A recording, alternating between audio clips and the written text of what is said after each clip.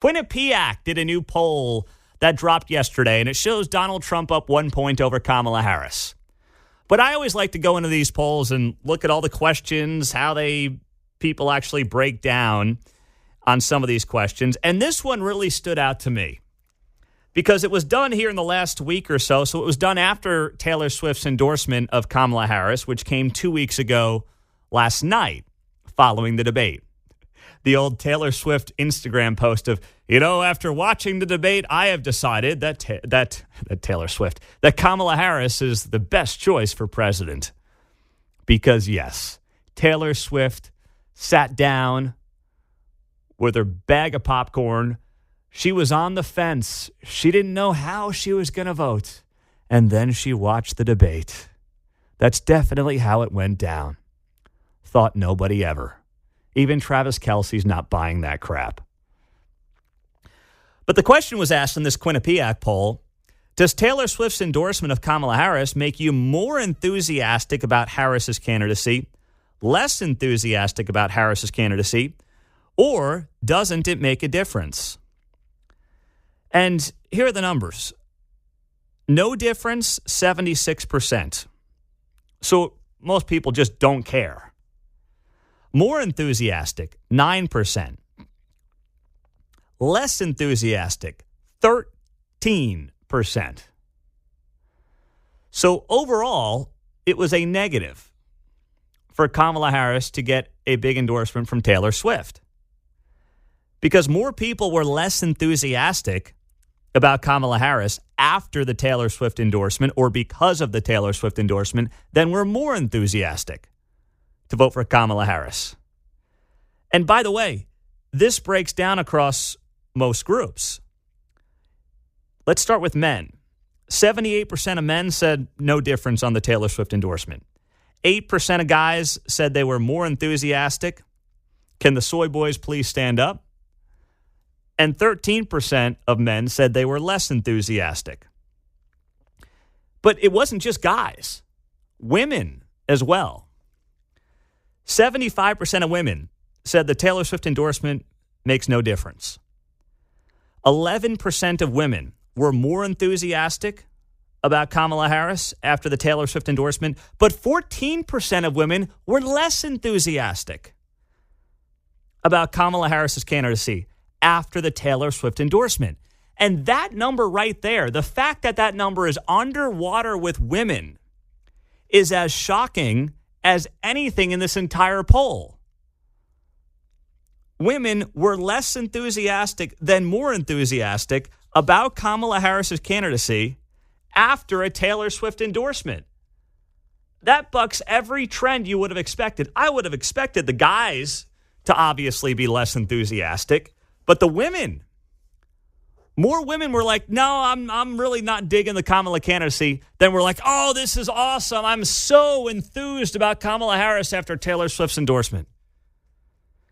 And the number's also underwater with independents, which obviously is a key voting group that will decide this election. 80% of independents said no difference on the Taylor Swift endorsement. 9% of independents said they're more enthusiastic about a Kamala Harris candidacy after the Taylor Swift endorsement. 11% said they were less enthusiastic. This stuff doesn't matter. The biggest superstar in the world right now came out and endorsed one of these two candidates. And not only did it not move the needle, it may have hurt that candidate. What do you make of that? At 913-408-7957. That's our studio line and our text line here on KCMO. And as we told you also on Monday, new polling showed that technically more voters have a favorable view of Donald Trump than of Taylor Swift. 46% view Donald Trump favorably, as some of you are noting on the text line, and Taylor Swift's numbers were about 44. And that was highlighted over the weekend. And once again, it's not like that poll was done by the DonaldTrumpFanClub.com. Like, it was a credible poll done by one of these polling outfits, and it showed that their favorability numbers, Trump and Taylor Swift, are about even. So this is bucking every trend that the media has tried to sell you on. Do you remember the hype train that was going on after the debate? when it was perceived that Kamala Harris had this great night and won, and then the icing on the cake, the thing that they were waiting for, was the Taylor Swift endorsement. Remember, too, the last night of the DNC. What happened there? There were the rumors. Somebody was going to show up. Who is it going to be? It might be Beyonce. It might be Taylor Swift. Someone's going to come out and just do the icing on the cake and make this the greatest DNC ever, and Kamala Harris is going to roll into the White House. They were hoping it was going to be Taylor Swift. It ended up being nobody, but they tried really hard to make it happen. And they kept you watching. They kept you on the edge of your seat. They are so caught up in a bubble right now that they can't see the forest through the trees. They don't realize that these celebrity endorsements are meaningless. And they have been for a very long time. They have been less meaningful than they've ever been in an age of social media, in an age where, by the way, content in general is so fragmented. There's not like the one person who's going to move the needle in a major way. That's just unlikely to happen in today's environment.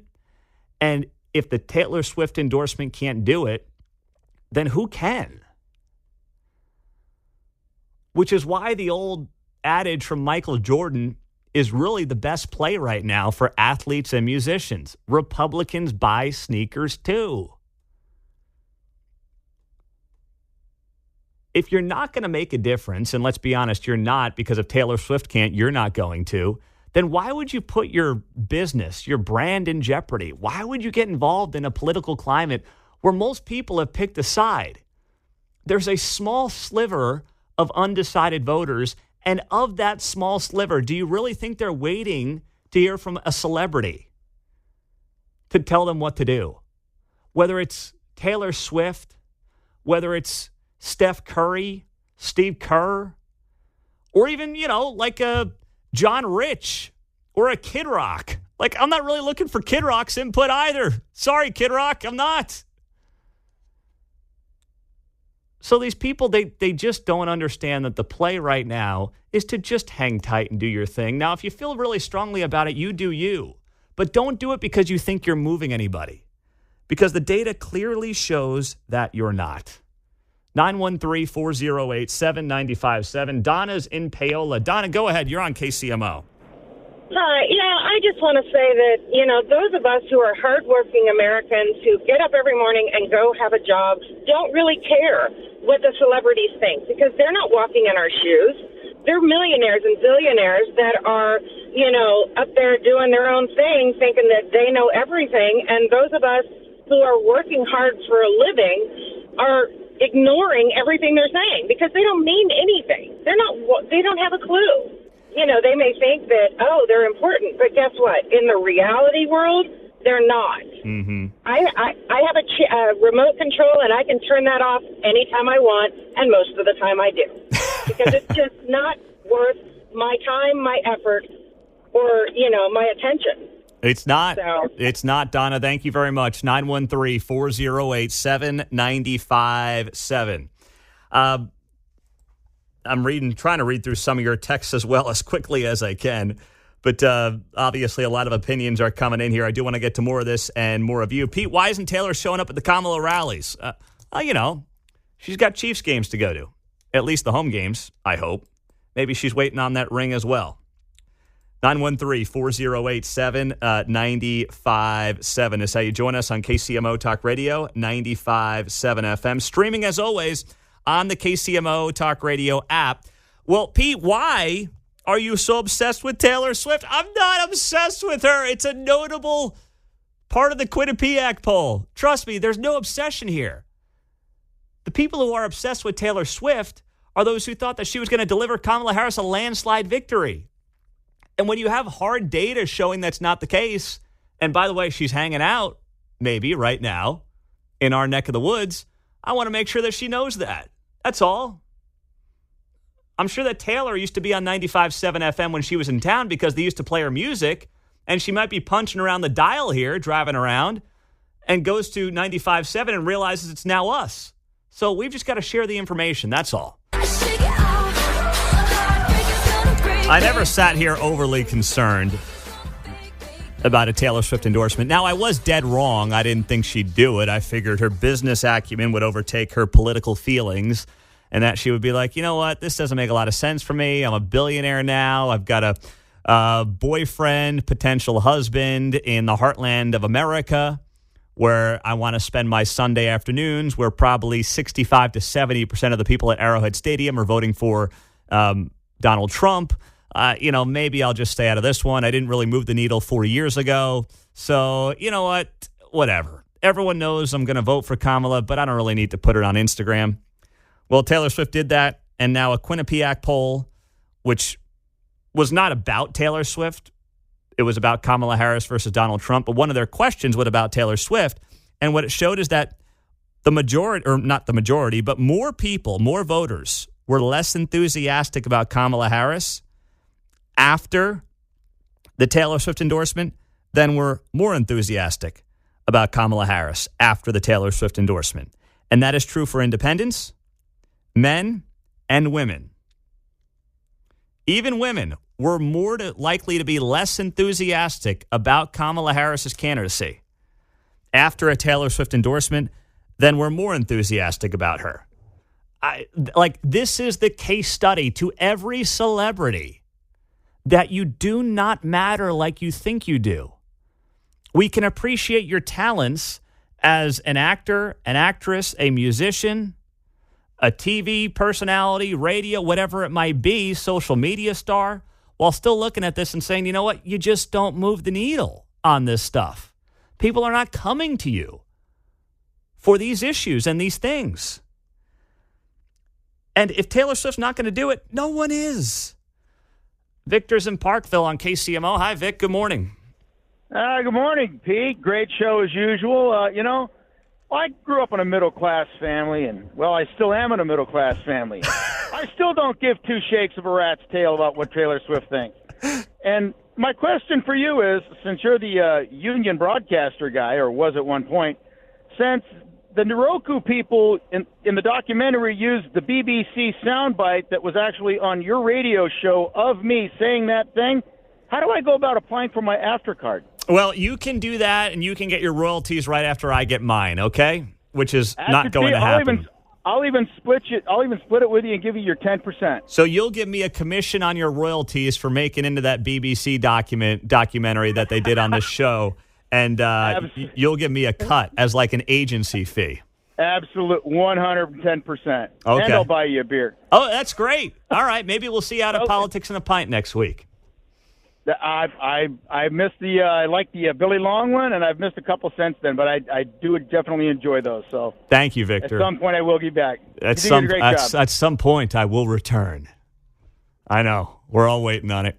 We're all on the edge of our seat, waiting for the big return. He's a Missouri guy, so coming down to Overland Park might be a little tough for him. You're right. Well, it's just a good chance for me to once again plug Politics and a Pint coming up on Tuesday, October 1st.